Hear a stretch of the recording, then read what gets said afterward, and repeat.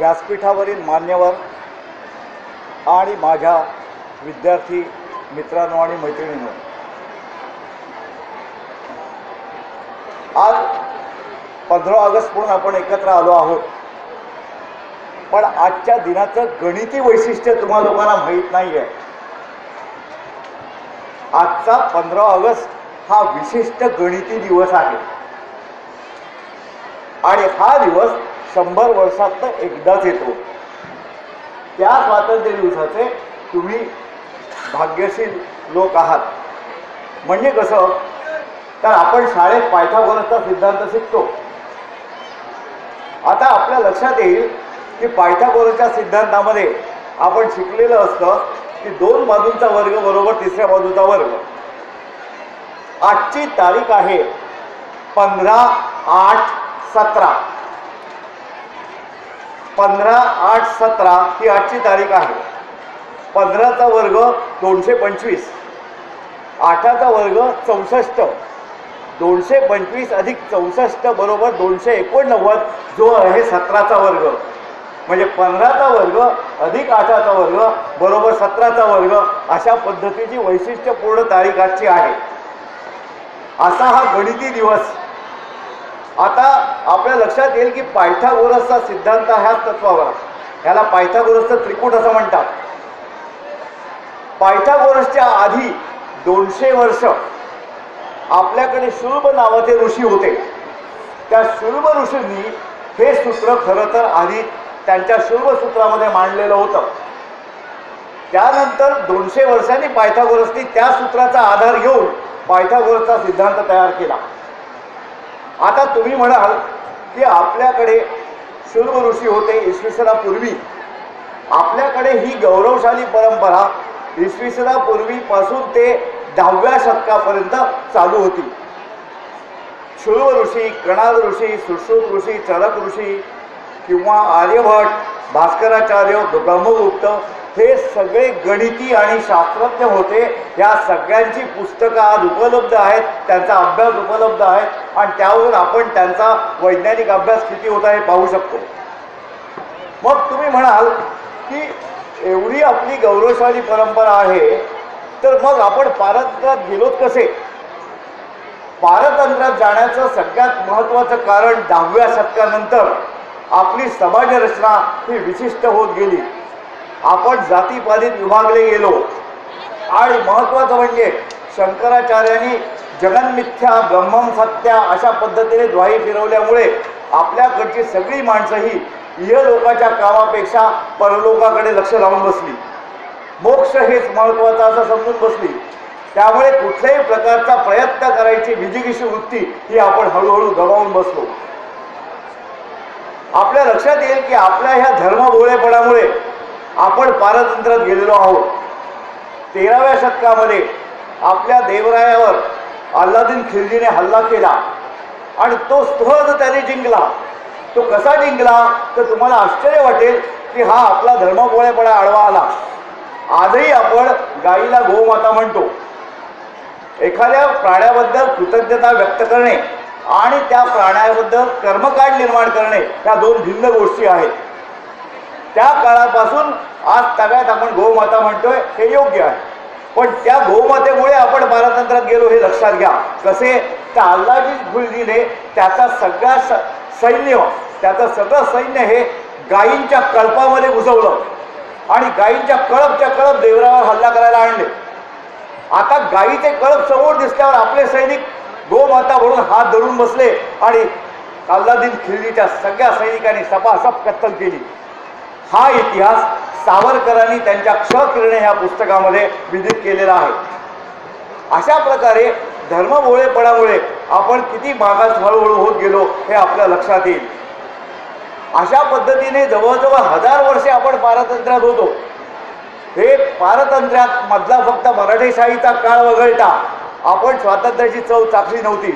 आता मराठेशाही हा शब्द वापरताना मराठी ही जात आपण वापरत नाही आहोत, तर महाराष्ट्रात राहणारे जे मराठे ती मराठेशाही हे आपण लक्षात घेतलं पाहिजे.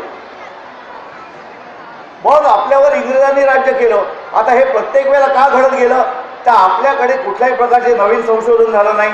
हे सगळे जे ऋषी मी तुम्हाला सांगितले 10व्या शतकापर्यंत आहेत, त्यानंतर कुठल्याही प्रकारचं नवीन संशोधन झालं नाही.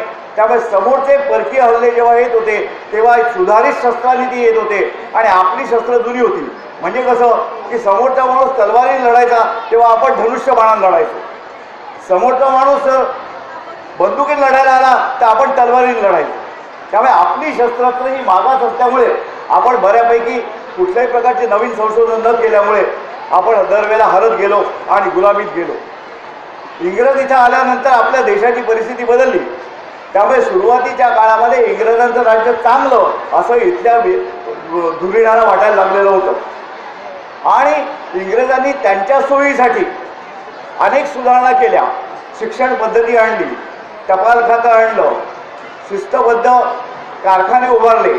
सगळ्यात पहिला कारखाना हा 1854 साली अख्ख्या भारतामध्ये निर्माण झाला. त्याच्या आधी आपल्या भारतात कुठलाही कारखाना नव्हता. तर अशा प्रकारे इंग्रजांनी सोयीसाठी म्हणून त्यांचं काम केलं, पण त्यांच्या त्या शिक्षण पद्धतीमुळे आपले इथले विद्वान धुरीण ते इंग्रजी वाचून ते इंग्रजी शिकून त्यांना जगात लक्षात आलं की जग कुठे चाललंय आणि आपण कुठे आहोत आणि म्हणून मग त्यांना पारतंत्र्याची जाणीव पोचायला लागली. ही पारतंत्र्याची जाणीव सामान्य जनतेमध्ये निर्माण होण्यासाठी त्यांनी अथक प्रयत्न सुरू केले. आता त्यासाठी साधारणतः कुठल्या तरी गोष्टी अशा सांगितल्या पाहिजेत की जे सामान्य माणसाला करतील. आपल्याकडच्या सामान्य माणसाची वृत्ती कशी होती तर आपल्याला पोटा बिरजवणं पुरे झालं, आपल्याला जे काही भोग मिळाले ते मागच्या जन्माचं पाप आहे म्हणून भोग मिळाले, अशी पराभूत वृत्ती होती. ही पराभूत वृत्ती बाजूला करून आपल्याला स्वातंत्र्याची विजयविषयी वृत्ती निर्माण करायची होती. त्यासाठी अनेक धुरीणांनी वेगवेगळे कृत्या लढवल्या, वेगवेगळे कारणं केली. आता त्या स्वातंत्र्य लढ्यामध्ये आपल्याला अनेक लोकांची नावं माहिती आहेत, नेहरू, गांधी या सगळ्यांची. पण गांधींचं वैशिष्ट्य असं की गांधी हा एकमेव नेता असा होता की ज्याने घराघरातील स्त्रियांना बाहेर स्वातंत्र्यासाठी लढायला लावलं. ही त्याचं कर्तृत्व गांधींचं. आणि दुसरी गोष्ट म्हणजे गांधींनी आपल्या स्वातंत्र्याची आज कशी निर्माण केली तर ते म्हणाले की तुम्ही जे जगताय ते गुलामीत कसे जगताय, तर तुमच्यावर जे जे काही काय चाललेलं ते इंग्रजांच्या इच्छेनुसार चाललेलं आहे. तुम्हाला स्वतंत्रपणे काहीही करता येत नाही.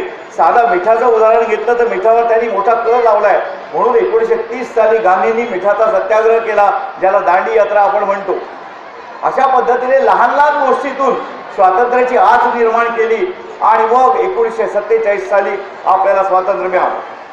पण आपण हे स्वातंत्र्य टिकवण्यासाठी वेगळ्या पद्धतीने शिक्षणाचा उपयोग करून घेतला पाहिजे. जातीपातीमध्ये समाज विभागलेला आहे, तो जातीपातीचं जी जातीपाती आहे त्या जातीपाती नष्ट करून माणूस म्हणून समाज जगला पाहिजे. म्हणजे कसं, आता बघा की आपण आज बघतो की अजूनही वेगवेगळ्या जातीचे मोर्चे निघतात आणि मग बरेचदा लोक म्हणतात जात नाही ती जात. पण हे सगळं आपल्या शिक्षणातनं आपल्याला टाळलं पाहिजे. असंच मी एका कार्यक्रमासाठी एका शाळेमध्ये गेलो होतो. 26 जानेवारीचा कार्यक्रम होता. तेव्हा मी एकेका मुलाला प्रश्न विचारला की आज 26 जानेवारीचा कार्यक्रम आहे तर तू कोण आहेस. तर तो मुलगा म्हणाला सर मी मराठा आहे. दुसऱ्या मुलाला विचारलं तू कोण आहेस, तर तो म्हणाला सर मी गुजराती आहे. तिसऱ्या मुलाला विचारलं तू कोण आहेस, तर तो म्हणाला सर मी मारवाडी आहे. चौथ्याला विचारलं तो म्हणाला की मी शीख आहे, मी मद्रासी आहे. असे वेगवेगळे मला ऐकू आले आणि मला आश्चर्य वाटलं की आपण 26 जानेवारी 15 ऑगस्ट एवढी वर्ष साजरे करतो आहोत आणि हा प्रत्येक त्यातील एकही मुलगा एकही माणूस मी भारतीय म्हणून म्हणता नाही. मग आपण हे सगळे सण का साजरे करावे. जर आपल्याला आपल्यात भारतीय निर्माण करता येत नसेल आणि फक्त जातीचाच अभिमान असेल तर या स्वातंत्र्याला काही अर्थ राहणार नाही.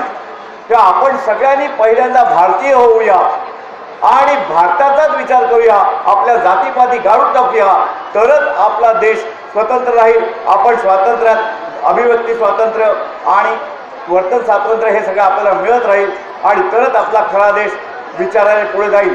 प्रश्न विचारणे हा अत्यंत महत्त्वाचा भाग आहे. जोपर्यंत तुम्ही प्रश्न विचारत नाही तोपर्यंत तुम्हाला कुठल्याही पद्धतीने पुढचा विचार करता येत नाही. प्रश्न पडले की संशोधनाला उद्युक्त होता येतं. त्यामुळे आपल्याला अभ्यासात पाठांतर करून पास होण्यापेक्षा प्रत्येक वेळेला प्रश्न विचारणे आणि प्रश्नांना उत्तरं शोधणे अशा पद्धतीची स्वयं अभ्यास पद्धती निर्माण करावी लागेल आणि ती आम्ही करावी लागेल. तरच आपण आपला भारत देश हा खऱ्या अर्थाने पुढे नेऊ शकू. एवढं बोलून मी थांबतो.